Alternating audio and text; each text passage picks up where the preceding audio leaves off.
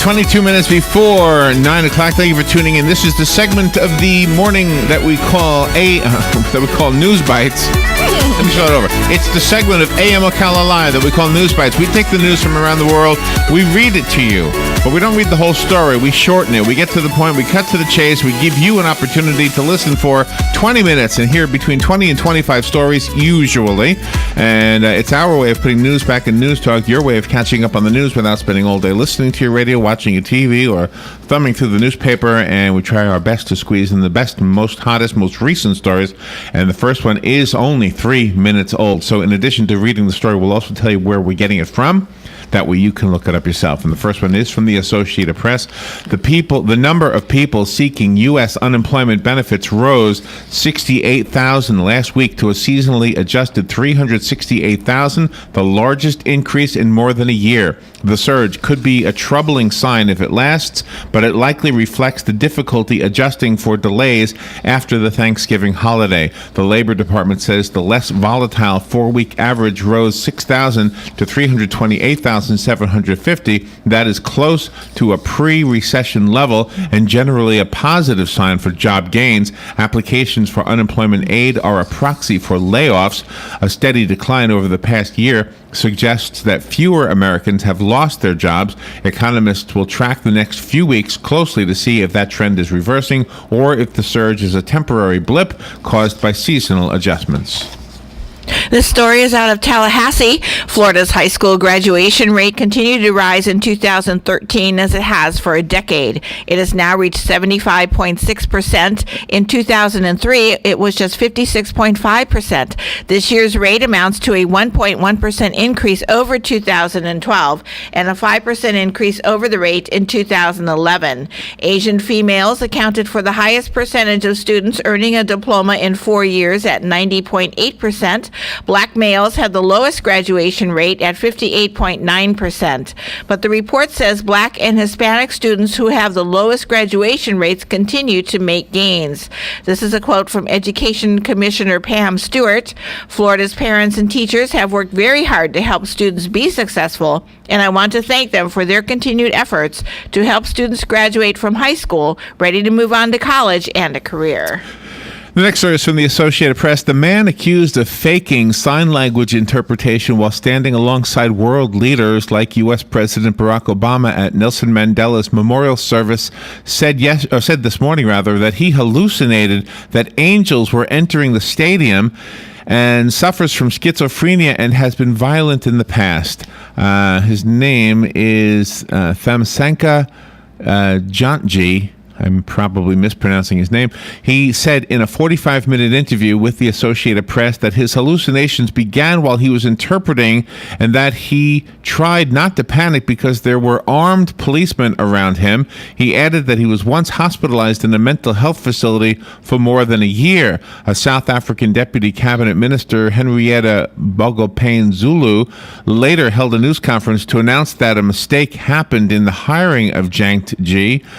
Government officials have tried to track down the company that provided the interpreter, but the owners have vanished into thin air, according to Deputy Minister of Women, Children, and People with Disabilities, Henrietta Bogopane Zulu. She apologized to deaf people offended around the world for Jantji's incomprehensible signing and said an investigation is underway to determine how Jantji was hired and what vetting process, if any, he underwent for his security clearance. That's an odd story. And this man seems, to me, I watched the video, seems to me that he's being genuine, that he really was hired and he really was an interpreter. But he says he saw angels coming. Who knows? Maybe he really saw angels. I don't know. Yeah. Anyway, he says he's got mental issues. Huh? This story is from Tallahassee, reported by the Florida News Network. Don't be surprised if you find firearms under your Christmas tree this year. Gerald Bailey with the Florida Department of Law Enforcement says there's been a run on guns that started on Black Friday as people stocked up for the holidays. This is a quote from Bailey. For the Thanksgiving holiday weekend, we did 13,500 background requests for firearms purchases. In order to do this, we had to bring in people from other parts of the department to make this work. work. Bailey does not expect the pace to slack off even into the new year. His quote continues, "We expect these kinds of numbers for the firearms purchase program to continue through the holiday season and into the tax refund season." Bailey says they ran into some problems when the Walmart computers went down, but that did not last long, and Bailey says they've been able to handle the flood of holiday background checks. The next story comes from ABC News. A Pennsylvania teenager is recovering from being mauled by a bear that nearly tore off an ear and left her with deep gashes on her head and arms. She says, quote, "I covered my eyes and screamed and prayed and hoped everything would be okay." Her name is Camille Bomboy. She is 18 years old. She was saved from the raging bear by her stepfather, Michael Corter, who fired a rifle into the air to scare off the animal. I can't get her scream out of my head, the stepfather told his wife. The teen's mom said that when her daughter came home, she walked into the house and took her jacket off, and when she did, she had bite marks on both her arms. She just kept saying, "My ear, my ear." In addition to the puncture wounds on her arms, Bomboy had 2 large gashes on her scalp and 1 ear nearly sliced off from the back of her head. "My daughter is alive and is a pure miracle," Krista Corder said. "It's going to be a long healing process for her, but luckily there was nothing life-threatening." Wow.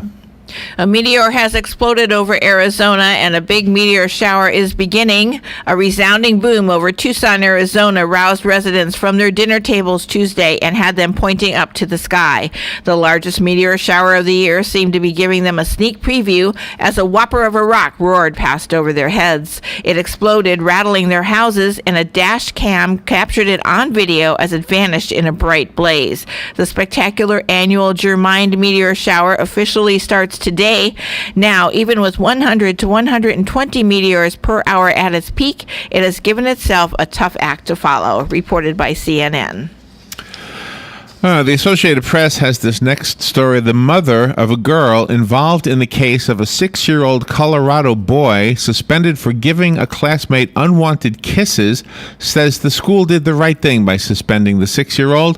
The girl's mother, Jade Masters Owenby, told the Cannon City Daily Record yesterday that the school district did a great job protecting her daughter from repeated harassment from the boy. First grader Hunter Yelton was given a 2-day suspension with a sexual harassment infraction on his discipline record. The boy's mother, Jennifer Saunders, insists the punishment was too harsh. He is 6 years old, and that is absolutely ridiculous for him to have sexual harassment on his record, even if it is only the district's record, she said. But Masters Owenby says the kissing was not once, but over and over. She said she hoped people would not start bashing the school that is doing a great job protecting my child from what is sexual harassment. That again from the girl's mom. School officials insist the boy was repeatedly warned and that the punishment was warranted. Secretary of State John Kerry issued a statement in response to the situation in the Ukraine, where the government responded aggressively to protesters early yesterday morning in the capital. Secretary Kerry's expression of disgust comes 2 days after Vice President Joe Biden telephoned Ukrainian President Viktor Yanukovych to communicate his deep concern about the potential for violence in the Ukraine, where demonstrators have been protesting since November the 21st against the president's decision not to sign a trade deal with the European Union, reported by UPI. And this from the Associated Press. Police in Pennsylvania are investigating the death of a New York City college student during a fraternity ritual. The Monroe County District Attorney's Office said in a statement yesterday that 19-year-old Chen Michael Deng was brought to a Wilkes-Barre hospital early Sunday morning in critical condition. Police say Deng was injured in a Tunkhannock Township residence where about 30 members of the Pi Delta Psi fraternity had traveled for the weekend. The township is in northeastern Pennsylvania, about 30 miles north of Allentown. Deng was a freshman at Baruch College, and he died Monday. Deng, one of the 4 pledges to the fraternity, was allegedly injured early Sunday morning in a ritual in the yard. The nature of the ritual and the injuries that caused him are not clear. Police did not immediately return messages left by the Associated Press. European auditors say the EU should stop paying the salaries of thousands of Palestinian civil servants in the Gaza Strip who are not going to work. The auditors examined about 1 billion euros, which is $1.3 billion of EU spending in Gaza between 2008 and 2012. They called for a major review, saying money spent on civil servants there should go to the West Bank instead. Many Gaza civil servants had not worked since the Islamist movement Hamas came to power in 2007. Hamas, which won parliamentary elections the previous year, ousted forces, loyal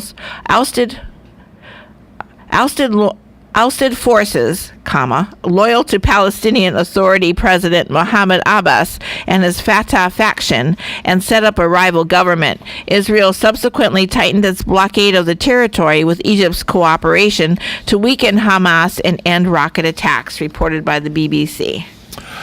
And from the Associated Press, California officials are considering whether to change a decades-old anti-crime regulation and allow prostitutes to keep money from a victim compensation fund if they've been raped or beaten by one of their customers. Under the current system, those harmed in violent crimes can be paid for medical costs and related expenses, but prostitutes are excluded because their activities are illegal. California is the only state in the nation with such a provision, according to John Myers, Deputy Executive Officer of the Victim Compensation and Government Claims Board. NBC reporters were able to access school buildings and walk around at several New York area schools. 2 NBC investigations have found, raising questions about Social Security as the anniversary of the massacre in Newton, Connecticut approaches. Today show national investigative correspondent Jeff Rosen was able to enter one New Jersey school without giving a name. Unescorted, he went looking for the main office per school policy. As he looked, he walked past several classrooms with children, stopping at one to ask a teacher for directions. No one asked who he was or what he was doing there. For 2 minutes, he walked through the halls and was only stopped once as he arrived at the office, reported by MSNBC. And the next story is from the Reuters news agency. At the Henley Vaporium, one of a growing number of e-cigarette lounges sprouting up in New York and other U.S. cities, patrons can indulge in their choice of more than 90 flavors of nicotine-infused vapor, ranging from bacon to bubblegum. The lounge, located in Manhattan's trendy Lower East Side, features plush seating, blaring rock music, and fresh juice and coffee. A sprawling sign on one wall lists all the carcinogens that e-cigarette users avoid by kicking their smoking habits and using the e-devices instead. But the growing popularity of electronic cigarettes has not escaped the notice of the industry's critics, who have stepped up calls for new regulations, including bans on their use in public places, even though the scientific evidence about exposure to their vapors remains inconclusive. U.S. stocks fell a second day, giving the Standard & Poor's 500 index its biggest back-to-back drop in 2 months.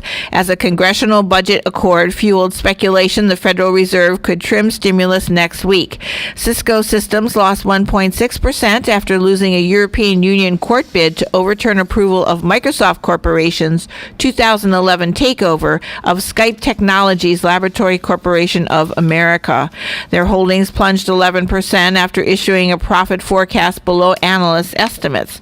MasterCard climbed 3.5% after saying its board of directors approved an 83% dividend increase and a 10-for-1 stock split, reported by Bloomberg. You're listening to NewsBites. This is the portion of the news, of the morning show, where we read to you the news and we abbreviate it so you can hear as much news in a short period of time as possible. If you are a business and you'd like to advertise on this or any other segment on WOCA, the best thing I can advise you to do is to come in and speak to an account executive here at WOCA, located just outside the food court at the Paddock Mall, or you can give us a call at 732-8000.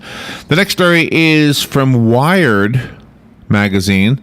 Amazon's flying delivery drone stunt may have scored the company a publicity coup on Cyber Monday Eve, but for a truly radical vision of the future, imagine streets crawling with another kind of Amazon machine, grocery trucks. According to various reports, Amazon will soon announce that San Francisco is the latest city to offer Amazon Fresh, a grocery delivery service that the company is rolling out across the country. In fact, A truck was spotted yesterday by the reporter of this article. Amazon spent years experimenting with same-day grocery delivery in its home city of Seattle before rolling out the service in Los Angeles late last spring. For a fee of $299 per year, Amazon Fresh promises unlimited same-day or next-day early morning delivery of more than 500,000 items, including groceries. Wow, that's awesome. I love that. Got your peanut butter, Mr. Whitler. Thank you. That's right. This story is out of Tallahassee. Office Depot and Office Max are merging, and they've decided the headquarters for the combined operation will be in Florida, not Illinois. Governor Rick Scott says that saves 2,000 jobs at the Office Depot facility in Boca Raton and brings new jobs from the old Office Max headquarters in Illinois. This is a quote from Governor Scott. That's quite a few jobs in our state. We're on a roll. Things are headed in the right direction. Florida offered a variety of tax breaks and credits to lure the office supply company, and Illinois was not matching them. Office Depot is already headquartered in Boca Raton, and that will help simplify the consolidation efforts for the company. This from ABC News. One of the cooling systems on the International Space Station has been shut down because of temperature fluctuations, cutting the artificial satellite's cooling ability in half. Shutting down the modules, Kibo, Columbus, and Harmony, means that the 6 astronauts will have to stay in the other modules for now, according to NASA. Officials don't know yet whether the problem resulted from a software glitch or involves hardware, so it's unclear whether a spacewalk will be needed to resolve the issue. There are 2 cooling loops on the space station, and they are identified as A and B. And if one of them goes down, engineers push loads into the second loop. The loads were too much for this plan to work in this situation. Iranian interpretations of the Geneva Interim Nuclear Agreement, which run contrary to the White House's presentation of the accord, are going unchecked by the Obama administration, a security expert told the Jerusalem Post yesterday. Dr. Emily Landau, who heads the Arms Control and Regional Security Program at the Institute for National Security Study, expressed concern over the White House's ongoing silence in the face of Iranian attempts to redefine the Geneva Agreement after its signing, reported by the Jerusalem Post. And this story from the Associated Press. Federal bus safety regulators have shut down 52 bus companies in what they describe as a major nationwide crackdown on unsafe busing outfits, including lines whose drivers had suspended licenses or worked routes of more than 800 miles without resting. The companies are not just low-cost fly-by-night carriers either. Some have transported school bands, Boy Scouts, or senior citizens, according to Ann S. Farrow, administrator of the Federal Motor Carrier Safety Administration. Overall, the motor coach industry carries about 700 million passengers a year in the United States, roughly the same as domestic airlines. In April, the agency began scrutinizing 250 motor coach companies with poor safety records out of the approximately 4,000 interstate bus lines that it regulates. Operation Quick Strike came partly in response to major crashes of carriers that, despite dismal safety records, the agency had let continue operating. The agency said that for the campaign, it trained more than 50 inspectors to look more closely at motor coach companies, and as a result, investigations which in the past might have been done in a few days, in some cases took a few weeks. Senior U.S. officials fighting to forestall a push to end the bulk collection of Americans' phone data told a Senate panel they would be failing the country if the controversial surveillance practice ceased. They suggested that a congressional move to stop it would not be the final word on the matter. National Security Agency Director Keith Alexander, in an indication of the political crises rolling his agency, compared the bulk collection yesterday to holding a hornet's nest, but said he did not know how to detect future domestic terrorist attacks without swooping up the phone records of every American. He's quoted as saying, "There is no other way to connect the dots." This is reported by The Guardian. And the next story is from the UN News, United Nations News. Nearly 230 million children under the age of 5 have not had their births officially recorded, excluding them from education, healthcare, and Social Security. That according to UNICEF, the United Nations Children's Fund. They made that announcement this morning in a report that was issued to the news media. That is approximately 1 in 3 of all children under 5 who are unregistered or lack proof of registration, according to the agency in the report released to coincide with its 67th birthday. Birth registration is more than just a right. It's how societies first recognize and acknowledge a child's identity and existence. That according to Geeta Rao Gupta, UNICEF Deputy Executive Director. She added that registration is also key to guaranteeing that children are not forgotten, denied their rights, or hidden from the progress of their nations. Tea Party and conservative groups pounced on the budget proposal that congressional leaders carved out behind closed doors, saying that the plan is based on the faulty premise of increasing spending now in exchange for future spending cuts that will never materialize. They said that Budget House Committee Chairman Paul Ryan, the GOP budget negotiator, can kiss goodbye any chance of winning over grassroots activists if he chooses to run for president in 2016 after he surrendered ground on across-the-board sequester cuts to spending rolled back in the New Deal, reported by the Washington Times. And this story from the Associated Press, the Golden Globe nominations for Best Actor in a Television Drama Series have been announced in Beverly Hills by the Hollywood Foreign Press Association. The nominees announced this morning are Bryan Cranston for Breaking Bad, Michael Sheen for Masters of Sex, Kevin Spacey for House of Cards, James Spader for The Blacklist, and Liev Schreiber for Ray Donovan. The 71st Annual Golden Globe Awards will be presented January 12th at the Beverly Hilton Hotel, hosted by Tina Fey and Amy Poehler, and airing live on NBC. Robin, I don't know any of those shows. Do you watch any of those shows? No, I don't. The main lawyer for a Pakistani doctor who helped the CIA find Osama bin Laden has fled Pakistan after receiving death threats from militants. The lawyer had represented Shakil Afridi since his arrest following the killing of bin Laden in a U.S. raid in Abbottabad in May 2011. The doctor ran a vaccination program for the CIA to collect DNA to verify bin Laden's presence at a compound in the city. An assistant and a colleague in Peshawar said the lawyer, Samula Afridi, who is not related to his client, had traveled to Dubai. This is a quote from Afridi's assistant. Samuli Afridi, before leaving for Dubai, told me that he has received death threats from militants, reported by The Guardian. All right, that's all the time we have for News Bites, and we do this each weekday morning. If you've just been listening for the first time, we try to squeeze as much news as possible into that little segment, 20 to 25 stories. Robert will tell us in just a bit how many we have there. What I want to mention to you is that if you have a business and you would like to advertise your business on this show or any segment of WOCA, just give us a call, 732-8000. Ask to speak to an account executive, and that person will tell you what you need to do to get business through your door simply by advertising on WOCA. The other way you can do that is by coming in and sitting across the desk from one of our account executives. Yes. And we are located, our offices are in the Paddock Mall, just outside of the food court. So come to the food court entrance, and before you get in through the doors that take you into the mall, you'll see the WOCA studios, the brand new studios, by the way, having been broadcasting since what, August or July this year? August, I think. All right, well, Robin, how many stories did we get today? 25. 20, not bad. No. Not bad, 25 stories. All right, we'll take a little break. Veterans News is coming up right now. We'll be right back.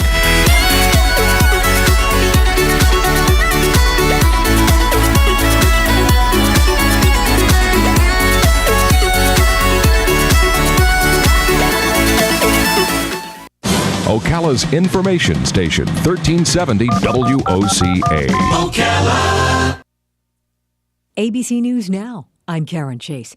Airline flights may soon get more annoying. Discussions begin today at the FAA on the issue of whether to allow cell phone calls in flight. Such a move would fly in the face of public opinion. The latest polls suggest a majority of Americans are against it.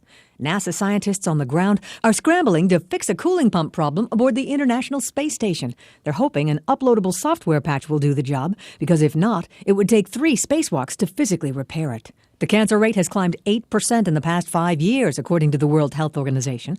Scientists say breast cancer is up 14% and has become the leading cause of death in less developed countries, partly because cutting-edge treatments aren't available in remote areas.